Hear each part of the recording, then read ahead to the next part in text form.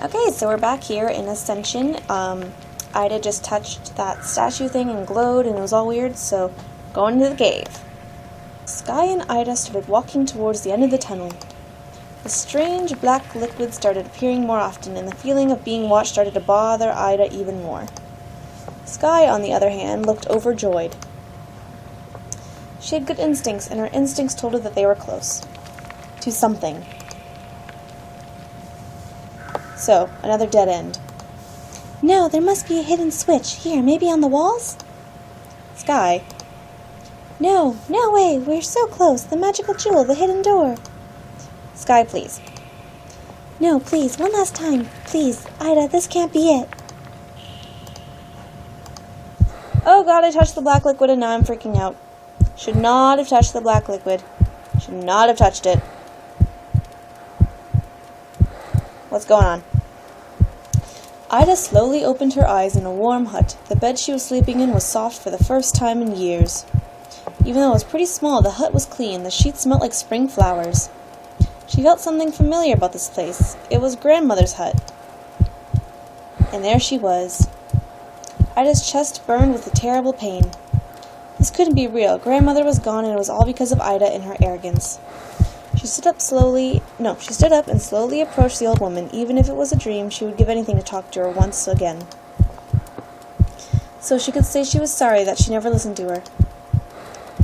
Finally up? Up? I don't remember. They're coming for you, Ida. They know you are alive. What? Ida shivered in fear. Those were the exact words she said that day. Come to think of it, it felt exactly like that day. The hut, the stew, even grandmother looked the same. She heard heavy knocks at the door. The heavy knocks, perfectly balanced, confident knocks. She didn't want to open the door. Her knees were shaking. She knew it. It was them. Run, Ida, and don't look back. Ooh, who's this? He has the same logos on his shirt that was on the thing. He kind of looks like the younger version of Alexander from Amnesia. Okay. Anyway, I didn't think she has anywhere to run. Can't fucking talk. I don't think she has anywhere to run. Please don't waste my time. Oh my god, Alexander, what are you doing? I'm naming him Alexander. I don't care. What? Why? Nothing personal. You just have something I need. He was strong. Stronger than he should have been. He gazed at her coldly. It was disgust in his eyes. Nothing personal. My ass. So much hatred in his eyes. She wished she knew why he hated her that much. Oh, ow. Ida suddenly felt the cold, hard metal pierce through her stomach. It didn't hurt at first. Being a noble, she rarely ever felt pain. At least that's what Grandma used to call her. A noble.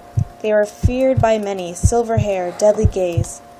Abominations of human race, superior sight, speed, and reflexes. But they never had emotions, feelings. They were stone-cold killers, perfect soldiers. Grandmother used to say, the day you meet a real noble will be the day you die. She never understood the meaning of those words, as she was a noble herself. But seeing the man in front of her, his deadly gaze, emotionless face, perfect voice, she started to realize. She wasn't a real noble, and the real nobles didn't want her alive for some reason. Ida slowly started to feel cold and tired, but mostly scared. She couldn't keep her tears that they were rushing out from her eyes. Oh god, he's glowing. Before she started losing her consciousness, she looked at him one more time, and then she saw the glow in his eyes. The white, glowing light that was flowing through her to him, and she started to feel it. The pain. It was her ability he wanted. She was losing her ability. Suddenly, time started flowing slower, the pain heavier. It started to hurt so much she couldn't even scream. The colors became darker. Her sight slowly started to narrow down, and slowly her eyelids closed. What should we do with the girl? Throw her somewhere near the woods. Make it look like it was bandits.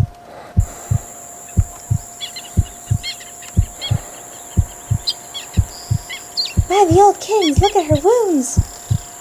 Dad, can you help her? I know this is Sky. I just know it. This is obviously Ton. I don't know, Sky. The injuries don't look good. Yeah, it's Sky. I told you. Hey, don't worry. I will help you. You are safe now. Look at those duck lips. Wah. Who the hell is this? I've got this. This is just Incubus? She's cute. She's adorable. Your friend is lucky. It was a fully grown incubus. She could have slept for years. Here, this should wake her up. She will wake up now? This is all my fault. Holy shit, who's this guy?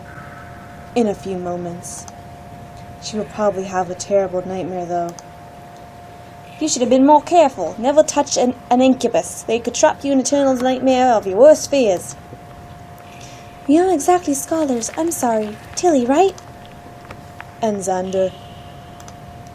The carvings are dwarven, Till. I know. I told you.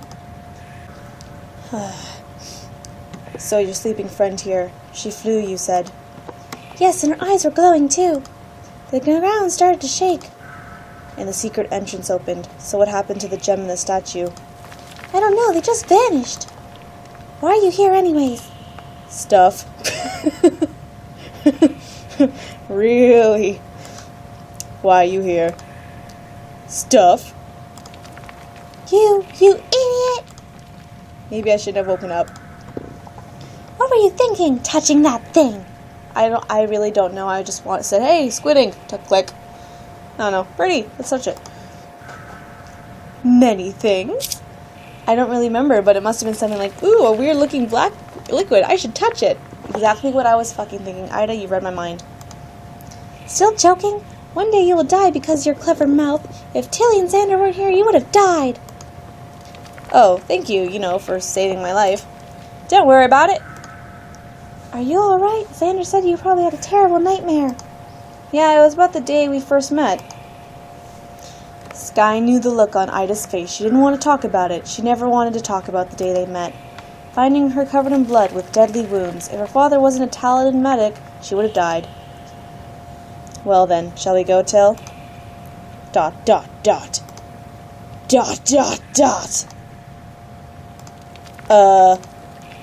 Why are you staring at me? Why is she staring at me? It's the hair, isn't it? You look like a noble. Ida was surprised. Almost everyone she met probably thought the same thing, but never brave enough to ask about it. She did look like a noble with her silver hair, after all. Not even Sky has ever talked about it. Well, I am not. Half noble? That doesn't make any sense. They are known to have human partners. I don't know. I never knew my parents. Whispers. Hey, Tilly, not to interrupt or anything, but it might be a good idea not to piss off a race that are usually known to be cold-blooded killers. Just saying. That's weird. You may look like a noble, but you don't feel like one. Thank you? Hee. So, can we go now? I saved your life. At least you could tell us why you're here. Here we go. Fair enough. We were looking for a map. To the kingdom, I assume. Why would you be looking for a place that doesn't even exist? Sky here thinks it exists. I am just here for the fun and the occasional life-threatening situations. You're standing on it. On what? The map. When Ida looked down, she could barely see the drawn map all over the floor. It was so vague, if Tilly didn't mention it, it could easily be overlooked as a texture on the stone floor. By the old kings. Well, that doesn't look very portable. So, why are you here? Research? You know us dwarves aren't exactly known for our talent in arcane arts. I actually didn't know that. Yes, but this is a dwarven temple. The structure, the stones used in the building. And how did you enter the hidden tunnel? Well, first there was this huge quake, and then I flew a little. And then you flew a little. It was the magical jewel. Think about it. What was a magical jewel doing in an old dwarven temple? What, and in Volin none less? I know I can't answer these questions. Nobody can, except for the old kingdom itself. So now we are looking for the same thing. So wait, how come nobody ever opened this tunnel before? The jewel must have been some kind of lock. And how come when I removed it, the hidden entrance opened? Something about you must have triggered the magic in the jewel. I'm wondering about that myself. I thought maybe you being a noble had something to do with it. They say the nobles originally come from the old kingdom themselves. That's why they are called the nobles. They were all used to be noble families in the Old Kingdom. Right, so according to the legends, it's a city built by humans, dwarves, and elves together. And it was very advanced in the arcane arts. Even mages were common back then. Right, thank you for the history lessons. That was very kind of you. All I'm saying is, since we are looking for the same place, we should team up. They're both like, I can't do this here. What? What? We can find our next target in my mother's journals. Let's go to our camp and rest. We can leave for the valley in the morning. I guess we don't have any say in this. Nope. What's that? Coins. So you just cut to the slight piece of the tip of the tail. The only alchemist I've never known is my father, and he never tells me anything about poisonous arrows. Right, it can be pretty dangerous, though, if you don't know how to handle the poison. It can paralyze you for days. Well, at least Sky looks pretty interested. Are you okay? You look a bit pale. You were in that nightmare for a while. Yeah, flying and then falling into a nightmare trap wasn't exactly entertaining. I am hungry. ... Did you just smile? Look at that. I didn't know you Moonies could smile. What the hell's a Moonie? Normally, we rarely ever do, but I am a mage. So mages are what? Constantly smiling, optimistic people? Mages have 10 times stronger emotions than any without magic. How come you don't know about this? It's common knowledge. I wasn't taught much. You know the whole hiding from constantly being hunted down part doesn't exactly let you sit and learn anything other than survival. I see. Well, there's not much to learn. I am like any other moon elf. Well, plus exaggerated emotions and magic. Yes, he sounds very exaggerated. Forgive me for saying that, but you don't look exactly very emotional. I mean, you always have the same face. Forgive me for always having the same face. I feel like I should talk like this guy like a fucking robot. No, I mean the whole, I think I ate too much face. I don't have that face. You do have that face. I don't have that face. It's a cute face. Don't worry, it's not an unpleasant face. Oh my god, I think he's blushing. Oh no, he's smiling, that's so cute. That's good to hear. Oh, what's this? Shiny. What's this? Shiny. What's this? Shiny. Back to camp. It was already getting dark once the group reached the road to camp. But Ida was feeling rather annoyed. Something didn't feel right. Call it the noble blood in her vein. They spelled veins fucking wrong. Or her highly developed sense of danger over the years of hiding. It was getting cold and silent, more than it should have been. Wait, something is not right. I feel death. Oh